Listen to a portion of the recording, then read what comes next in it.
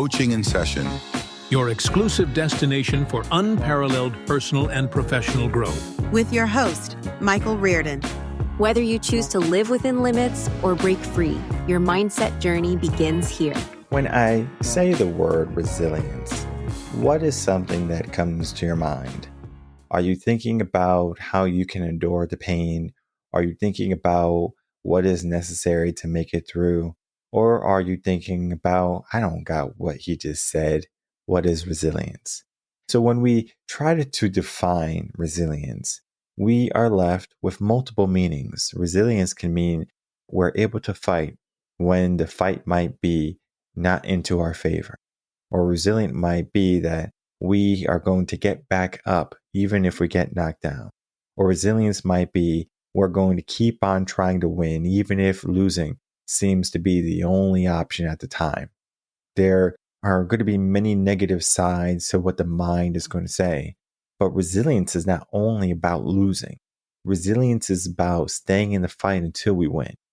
We think of movies like Rocky. Rocky was resilient. He fought for this idea of a victory, of course, right? Because we all want that goal. But he also stayed in the fight because he knew if he gave up on that fight, his life would be over. In the sense of, I am going to have a harder time getting back up when I get knocked down. And I can think about so many times when people get knocked down in life, whether it be because they lose a job or they lose a relationship or they fall into unnecessary habits like drinking and drugs and hanging around with the wrong people. All of these things might cause you to have a weakened mindset, but there is a way for you to develop resilience at a very young age. And so I wrote this article here, Raising Resilient Youth, the Mentorship Secrets Schools Don't Teach. Looking at this article, there's talking about how schools are great at, teaching this idea of content, right? So I'm going to teach you all this content in school. I'm going to teach you math. I'm going to teach you reading, how to write essays and all of these things that schools teach, right? But then again, if we take maybe a high schooler or maybe someone in college starting off, we can find that there's many gaps in their education still. This is not to say that we need to get rid of school or we need to do a complete overhaul on what school is in the education system. Of course, there would be benefits to that, but then, of course, there's going to be many difficulties in that as well. With that being said, we have to look at what would be resilient training or resilience training for our youth, because we can look at what's happening to our youth today in the real world when they leave the shelters of high school, so from elementary all the way to high school, it is shelter, right? Those walls shelter those children, right? They're protected to a degree. But then once they go off to college, in a sense, they might be protected, but not as much as elementary and high school, right? There's a lot much more freedom in college than there are going to be in the primary school K to 12 years. So resilience is going to be built on a child's opportunity to fail. It's going to be built on a child's or a teen's opportunity to explore. When we start to look at all of these different things and possibilities that these young minds can be embarking on, we can see what can be coming their way and we can prepare them for it. For example, schools might not teach you how to manage anxiety, but yet anxiety runs so high in our world today with our adults. This is not to say that our children are not anxious or that our children are not going to be stressed. I can't tell you how many times I was stressed for a test that I didn't study for the night before or the day of or whatever, because I didn't want to study, right? I wasn't interested in school. But then again, I still had the fear for it. And so there's just a disliking for a test. I was still resilient. I still made my way through. And then I had to be resilient when I got the punishment, when I brought back my F, to my parents. So this was, something that I had to learn a way that is not necessarily beneficial for many of our young minds today, because we can teach them how to succeed. And then we can also teach them how to fail properly. Not preparing for a test is failing improperly, right? That was not good on my part. But if we did the training, right? If we did the work, and we said, hey, I'm going to study for this test. And if we fail, what we do after that failure says everything. Because it's not to say that I studied and I must be dumb, right? I studied and I still failed. There's all this negative that can come in the way to our resilient minds and training. What we have to do instead from those young ages is that we have to just give ourselves the alternative. I might have failed today, but it doesn't mean I'll fail tomorrow. Or it doesn't mean I'll fail on the next test. Heck, you might have a track record of failing your test. You might have a track record of failing your first test, your second test, your third test, your fourth test, all the way to your finals, right? But then maybe somewhere there's a beacon of light where you pass a test. That can be the testament of everything that you can become, right? You are not the failures that you received, right? Whether because of lack of studying and proper teaching from the teacher, or maybe just no interest in the subject or school. All of these can be factors to why someone might not be rising to the challenge of passing a standardized test. So we know that in life, right? Life is going to give us many tests, right? School might just be a clever way of giving us tests to test our education, our content, and to kind of bring that into our adult life where life tests us every single day. There's something that goes on and it's going to test us. Some people are going to be resilient to the negatives of the results of the test, right? Maybe in life you're not winning. Maybe you're trying to find a job and you just can't. Maybe you are trying to find a relationship and nothing is working.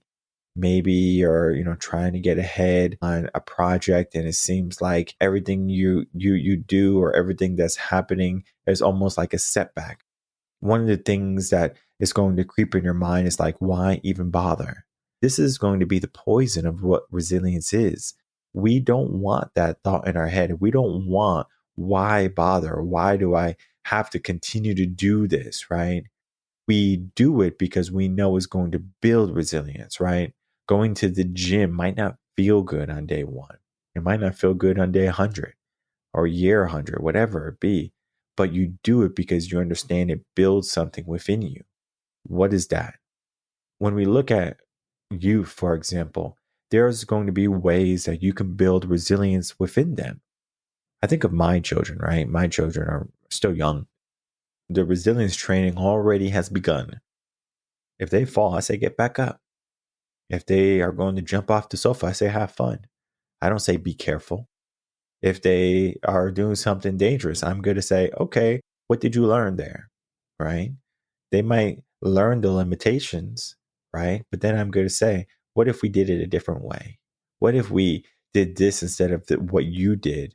Could we do the same thing, but get the result that you were looking for? Maybe to have fun, maybe to spin faster, maybe to get higher, whatever it be, right? Whatever the result was, it happened because I helped guide them, right? Mentorship is not only about, hey, I'm a coach, you need me as a mentor. Mentorship can be given from any walk of life, from any person, right? Mentorship can be from a tutor. It could be from the janitor at school. It could be from an aunt, an uncle, a cousin, a family member, right? Family friend, whatever it be. You can learn from someone. Those people can be your mentors. I can't tell you how many mentors I've had growing up where they would instill a bit of wisdom. It wasn't an autobiography. It wasn't a book or anything.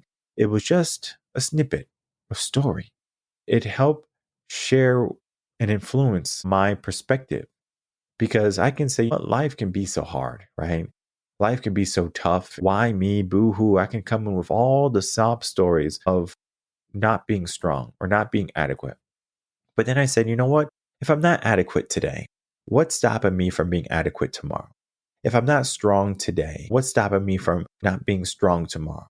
Resilience is built on this idea of it might not be today, but what's stopping me from tomorrow? So I think of like when you're learning a skill, right? It could be any skill. I'm going to use martial arts as an example. When you start day 1 of martial arts, you're typically a white belt.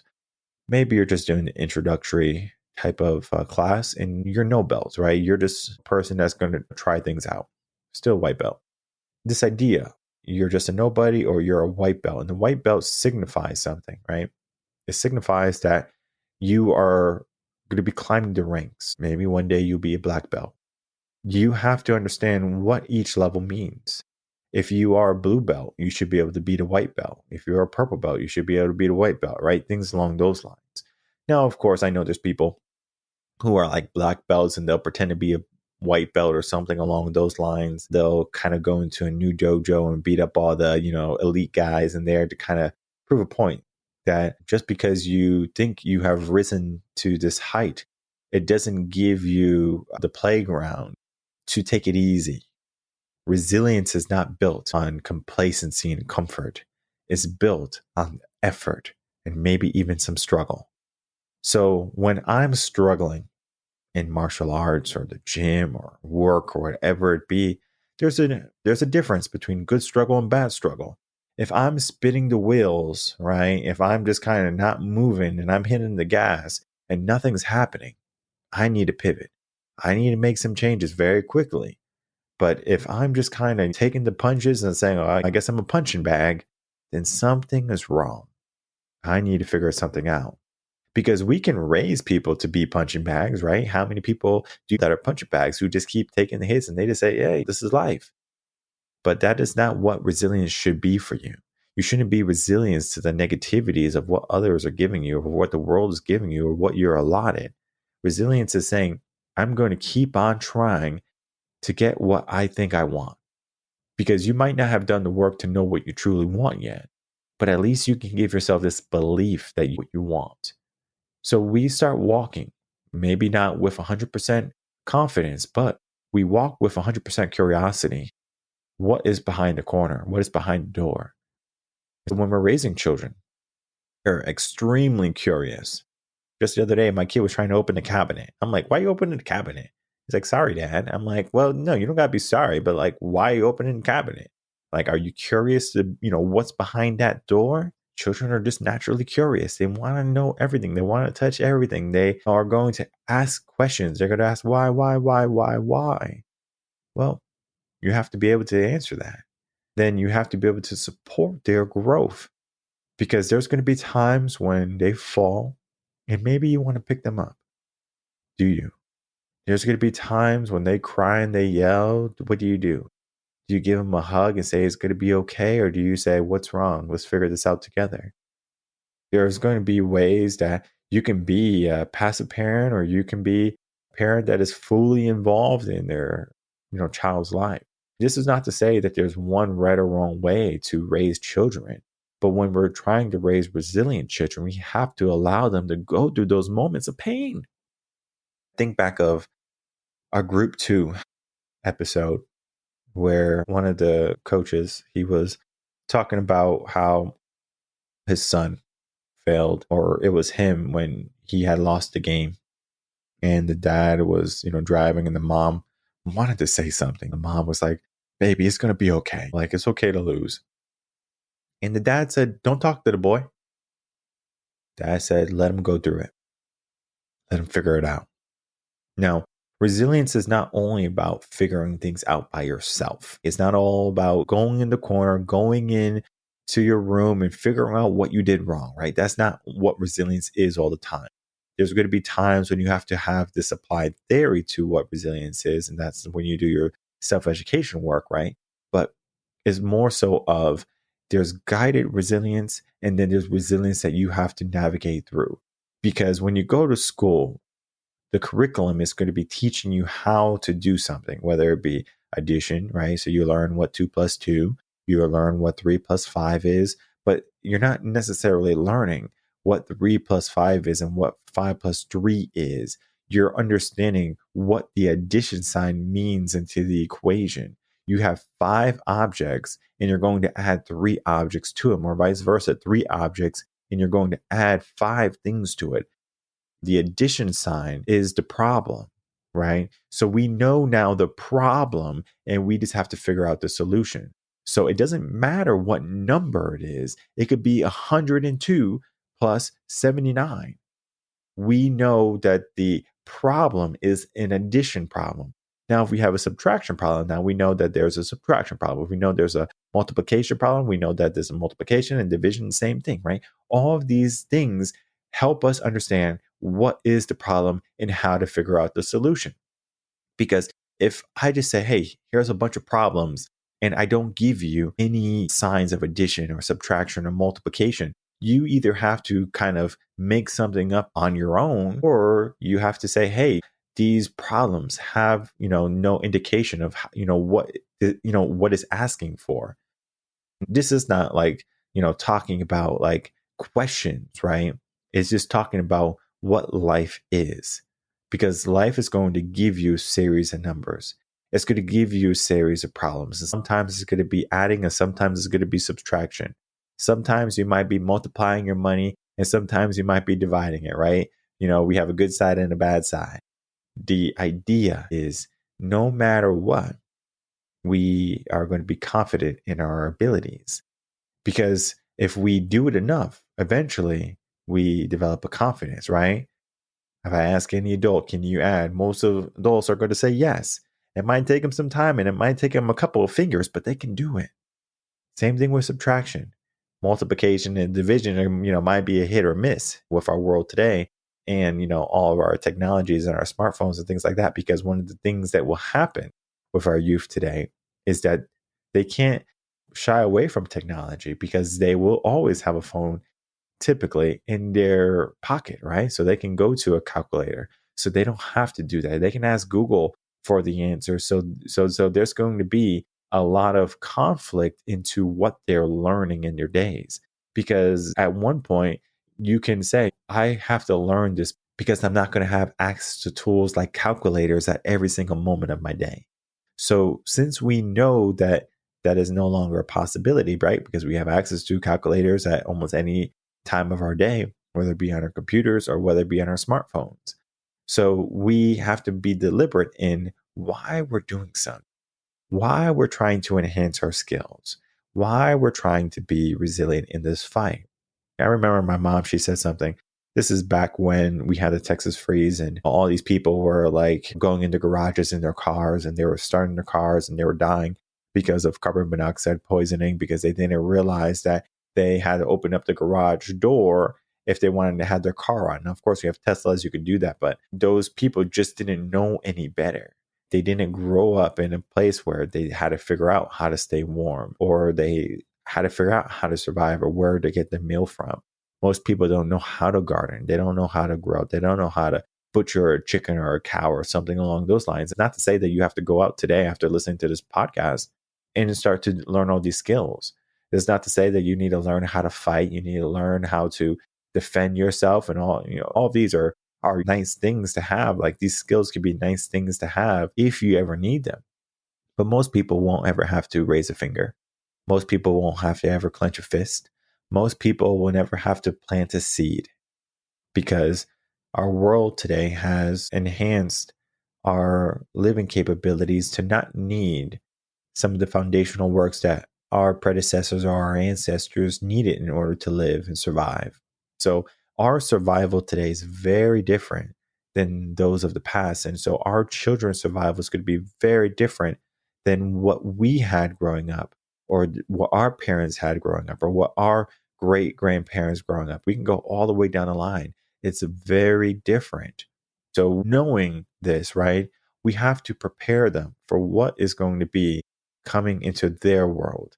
So technology is going to be a big one, right? Raising them to be resilient with technology and cyberbullying, right? Because bullying was once a 7 to 2 endeavor, right? You go to school from 7 to 2 or 7 to 3, whatever it was. Once school was over, you would get a reprieve. But now today, you go to school, get bullied, and you come home and you get bullied. There's a never ending stream of bullying. Can a child truly become resilient with a constant barrage of that? It's going to be difficult. It's going to be more difficult than what we had growing up. But it doesn't mean that they can't not win, right? It doesn't mean that they cannot be strong, or they cannot not be confident. They can do the work to be strong. One of the things that, you should be giving them is positive role models in their life. Now, I talk about this idea of mentorship because mentorship is going to be helping your child or helping the children of the world or the young teens or the young adults of the world fill in the gaps of where they're not strong. It's going to be helping them fill in the gaps where they might be looking at something, but they're too afraid to take action. The mentor is going to not only help them take the action, but it's going to be there to catch them if they ever fall. I think of this idea of we're not there to belittle someone's actions, or we're not there to tell someone what not to do. We're there to support. We're there to be cheerleaders. We're there to comfort, maybe even if things don't go the way of how the person would have liked. But we're also going to allow the person to feel what it feels to that loss, feels what it feels to have that success. And I think of when they had this idea of winning and losing. I think it's so important that someone experiences winning and losing in order to build resilience. So this is why putting your children in sports or some type of activity where there's a clear winner or there's a clear loser, right? There's no participation trophies in life. We have to be able to define if we were able to win or if we were able to lose. Then we amplify what that is to our days. Did we win today or did we lose today? You get to define what winning and losing is, of course, but when you're resilient, that loss is not going to make you detest to trying again the next day. I understand there's some people who lose, who try something and they say, oh, it won't work. Like I went up to the girl and she rejected me. I'm never going up to another girl again. So what, are you going to forgo your family life? Are you going to forgo finding someone to spend your life with? All of these things are built on resilience. If you can get resilience in at a very young age, it can just be strengthened as you grow older in age. So what we give teens as resilience is different than what we give adults as resilience, of course, right? As long as they have a consistent stream of enhancing themselves, of having opportunities to be resilient and to coming out on the other side rather than just being helpless to whatever comes their way, is going to be a game changer for many of our youth today. This is why this article is so important. Raising Resilient Youth, the Mentorship Secrets Schools Don't Teach. This article is going to be helping you understand how you can implement these different strategies to help your child manage anxiety, build confidence, deal with failures, and then develop a strong sense of self. All of these things are going to be a given to the majority of people in life, but it's going to be something that you have to be deliberate in doing the work for. Because if I say, hey, you don't have to be anxious, you don't have to be confident, right? I'll take care of everything for you, right? That doesn't build resilience. That builds more dependence. So in a sense, we are building children to be independent from us and hopefully one day being interdependent with us.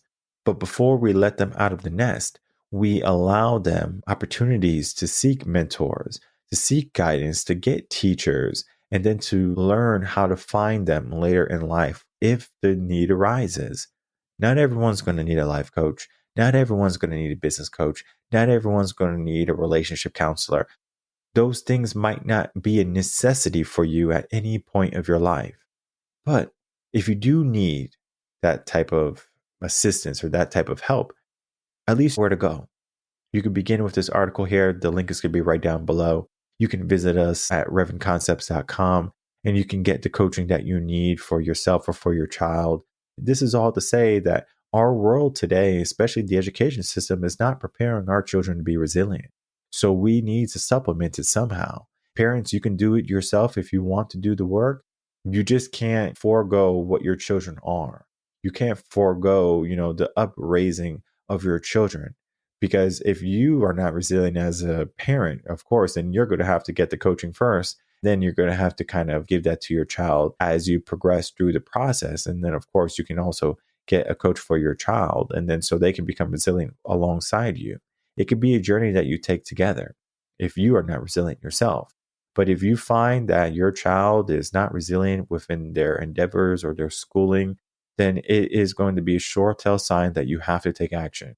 Of course, read this article to begin some of the first steps to really drive resilience into your child's mindset today. A mentor is going to be vital and crucial and critical aspect to their development. So ensure that you are equipping them to be prepared for everything that the world may be throwing at them. Because the world that we live in might be already gone and past, but the world that your children are going to be stepping into might be a fight that you wouldn't even fathom having to go through at that age. So give them the tools and give them the resources to come out on the other side with the win.